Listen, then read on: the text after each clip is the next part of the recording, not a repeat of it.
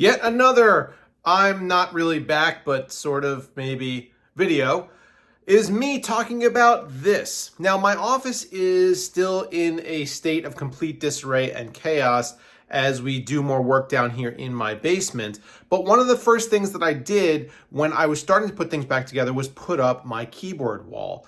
Now, one of the reasons for doing that is because it's a lot easier to do that kind of a thing while there's nothing around it, nothing in front of it, nothing else on the walls, and I just have like access to everything back there.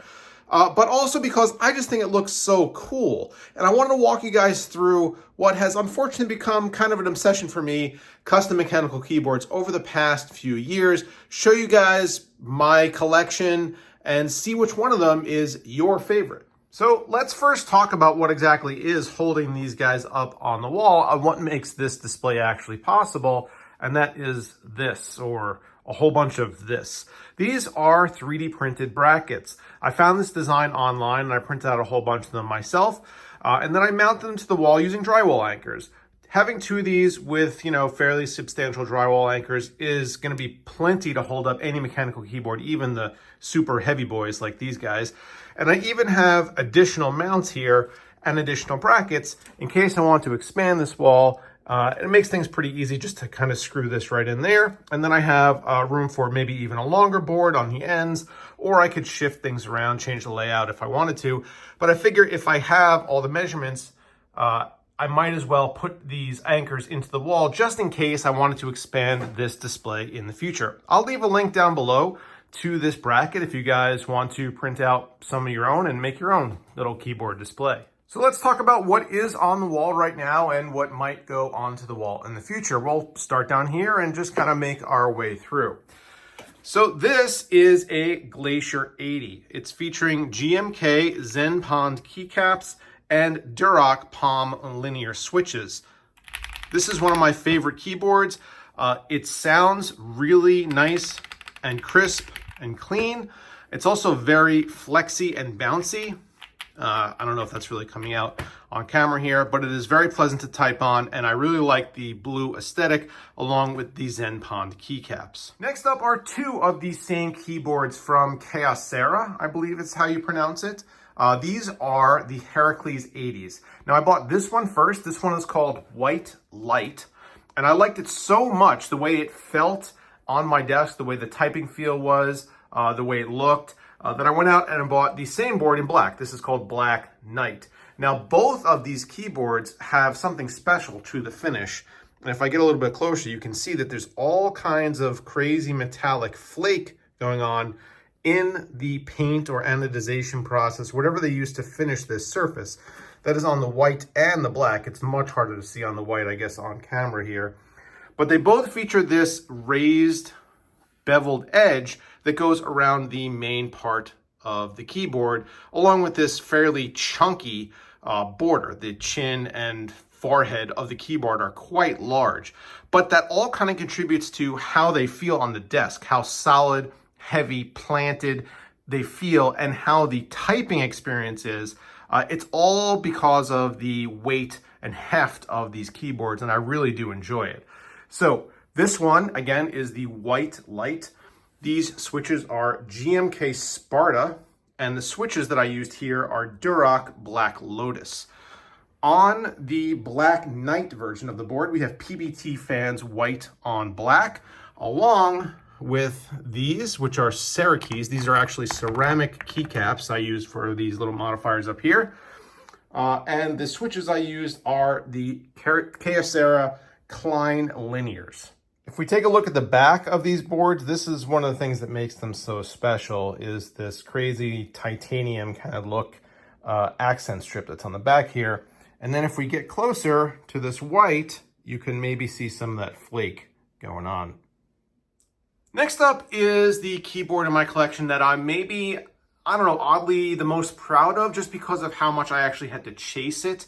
This is from Owlab. It's called the Mr. Suit, and you can't find them at retail. I mean, I guess as is the case with a lot of keyboards that come out on a group by model, but these were kind of a collector's item. They might still be somewhat sought after, although, they are a couple of years old at this point, but they're kind of hard to find. And I wanted one in this particular colorway because of that. Although, yes, it is quite fingerprinty at the current time, and there I am filming this.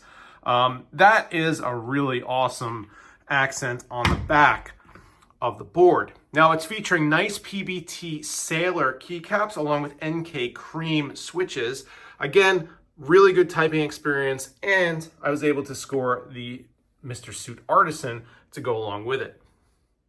The Mode 80 is probably the board that I have used the most out of any of these keyboards. It spent the most time on my desk out of anything else.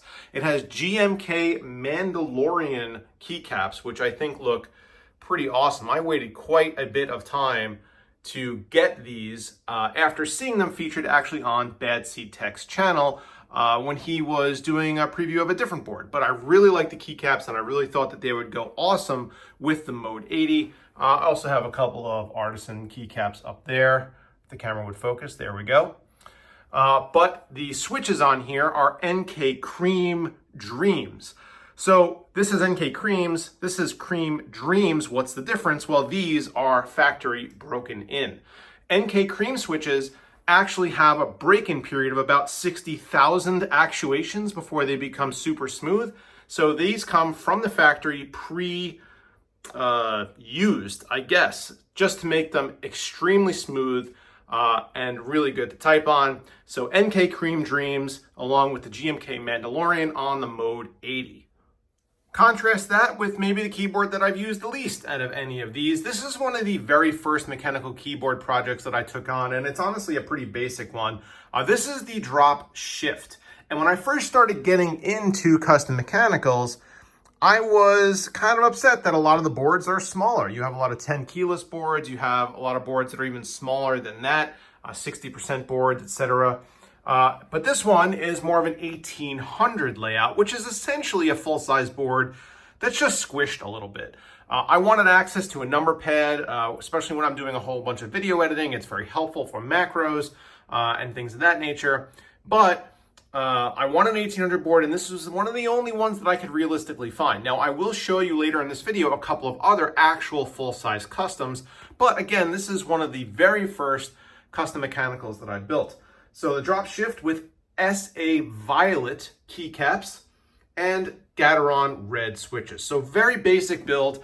I've come to since realize I don't really love the SA keycap profile. They're tall and they have smaller faces on them than the cherry keycaps do. They kind of almost come to a sort of a weird point. You can see that the keycaps kind of bend up like that.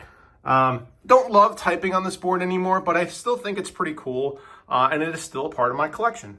We've reached the top row, and the Icky 68 Aurora Zen Pond. Now, if Zen Pond sounds familiar to you, that's because that's this keycap set. I actually have multiples of these keycap sets, kind of by accident, but this keycap set was supposed to go with this board because there are actually little Zen Pondy features all around it. Now, the Icky 68 Aurora comes in a lot of different colorways. This one was supposed to be kind of special, but I thought it went well with this keycap set because I didn't really want to use the standard setup that you would normally see with the Zen Pond keycaps. I wanted to do something completely different, and it's my keyboard, so I can do that. So this is GMK Grand Prix keycap set using Gateron Oil King switches. So this board, I'll admit, I haven't really used a whole lot. I had it hooked up on my desk for probably a couple days. It is, I think, a little bit small for me. Same thing with the next board we're going to be looking at here. But I overall prefer 10 keyless if at all possible. I like having the arrow keys separated out a little bit more than they would be on a board like this. I also like having my F row. So didn't really use this one a whole lot, but I still think it looks pretty cool. In the middle is the KBD67 Lite. Now this has KBD Ink Painting keycaps along with Gateron Tealio V2 switches. I don't use this board a lot. Like I mentioned with the Icky 68 Aurora, the size just doesn't really work for my workflow on my desk. But I still think that this board looks really neat, and the keycaps are really kind of unlike anything else that I have in my office. I mean, they're called ink painting for a reason. You could see all kinds of little blossoms and whatnot all over the keys. And then the font on the keycaps themselves is almost like somebody painted that on. So I think that this look is really neat, but this board itself is a inexpensive, custom mechanical. I still think that it sounds pretty good, still feels pretty good, but just really not for me as far as my daily workflow. Last up on the wall, we have the KBD 8X Mark II. Now this uses Tecsee Ruby switches along with PBT CAD keycaps. If you take a look at them, it's got all the CAD functions on there. And I thought that was a pretty cool look, along with the black board. Now, again, this is one of the first custom mechanicals that I built along with the drop shift below it. And it was used for quite a while in the beginning of my custom mechanical journey, but not so much since. The typing feel on this, I think, could probably be a little bit better, as I am way better at building these now and have a much better understanding of how to lube the necessary components and how to make a board sound good. Nevertheless, this is a really cool looking board, and I think it's a nice way to top off the wall. Have another couple of boards to discuss. This one is the KBTfans Tiger Light.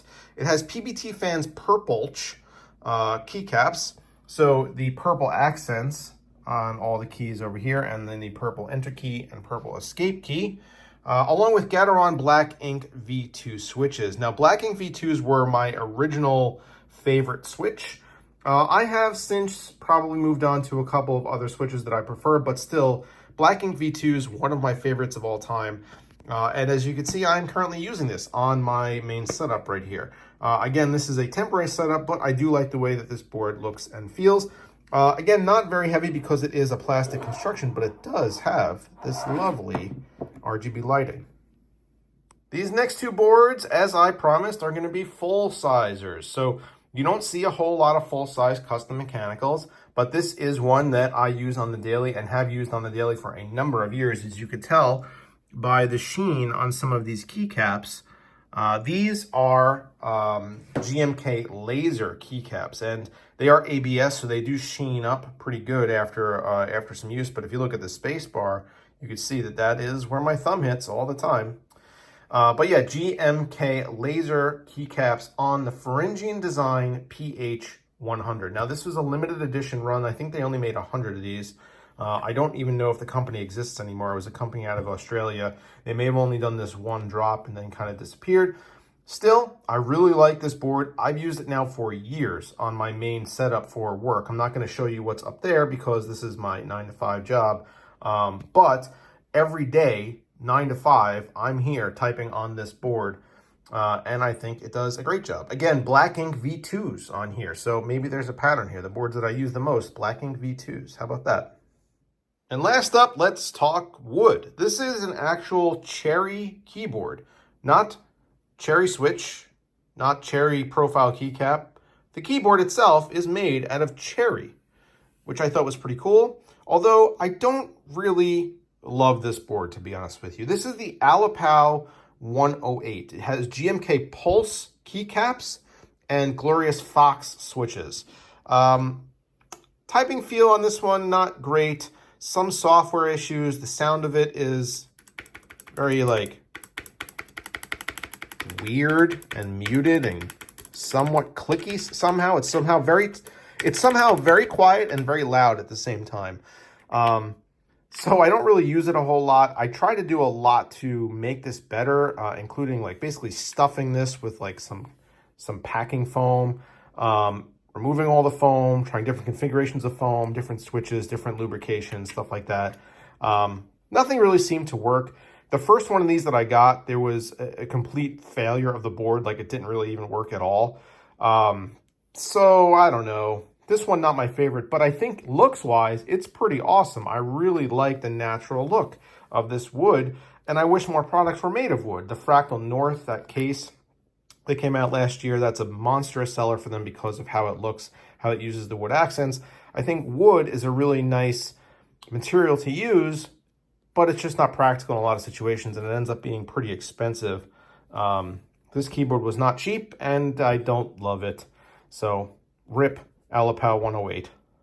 So why do this, right? Like, why maintain this fairly large inventory up here of keyboards, along with this pretty large inventory behind me here of keycaps and switches and whatever else? Why do that?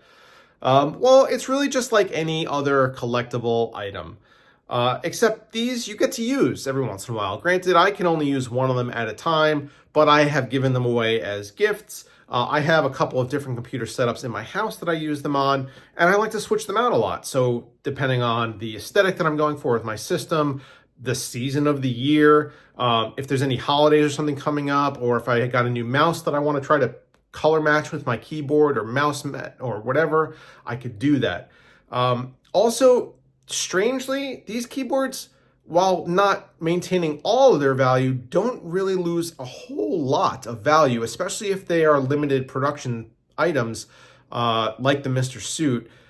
They have resale value. If you ever want to get rid of them, you can. There's a market for them. They don't depreciate a whole lot. So by keeping them, I'm not really losing money. They're just kind of sitting there, and if I need to liquidate them, maybe I can do that at a later time. But, keeping them is not really harming me in any particular way. And I get to do cool stuff like put them up on my wall, just like that. So that is another very half-assed video from BPS Customs.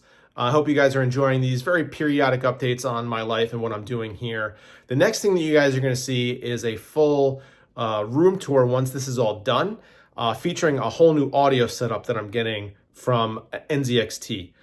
So that should be really exciting because I'm really anxious to get this room back together in a functional state and show you guys the end result.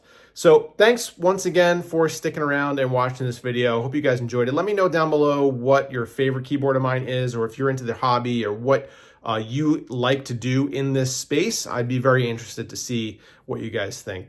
All right, that's it. I'm out of here. Take care.